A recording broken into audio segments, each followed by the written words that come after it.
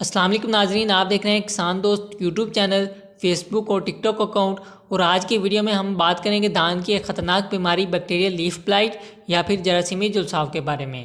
یہ بیماری ایک بیکٹیریا زینتھوموناس اورازائی کی وجہ سے پھیلتی ہے، اور اس کے علامات کی بات کی جائے تو بیماری پتے کی نوک اور کناروں سے شروع ہوتی ہے۔ داغ لمبائی اور چڑائی میں پھیلتے ہیں اور پتے بھورے ہو جاتے ہیں۔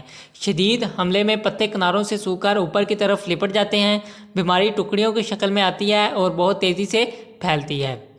موضوع موسمی حالات کی بات کی جائے تو کم درجہ حرارت، ٹھنڈی راتیں اور زیادہ نمی بیماری کو پھیلنے میں مدد دیتی ہیں۔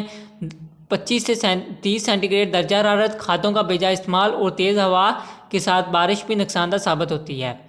نقصان کی شدت کی بات کی جائے تو شدید بیماری کی صورت میں پیداوار 40 سے 60% تک کم ہو سکتی ہے، اور انسدادی اقدامات کی بات کی جائے تو زرعی کنٹرول میں بیماری برداشت کرنے والی اقسام کاشت کریں، متاثرہ پودے اور ان کے ارد گرد تندرست پودے نکال کر ضائع کر دیں یا چارے کے طور پر استعمال کریں۔ کھیت سے پانی نکال دیں اور بیماری والے کھیت کا پانی دوسرے کھیتوں میں نہ جانے دیں۔ اور کیمیائی کنٹرول کی بات کی جائے تو کاپر آکسی کلورائڈ 50 WP جراثیمی جلساؤ کے خلاف استعمال کیا جاتا ہے، 500 گرام فی ایکڑ مقدار رکھیں۔ اور سوکا مائسین 4% WP، 2% SL، 300 تا 600 ملی لیٹر فی ایکڑ استعمال کریں۔ شکریہ۔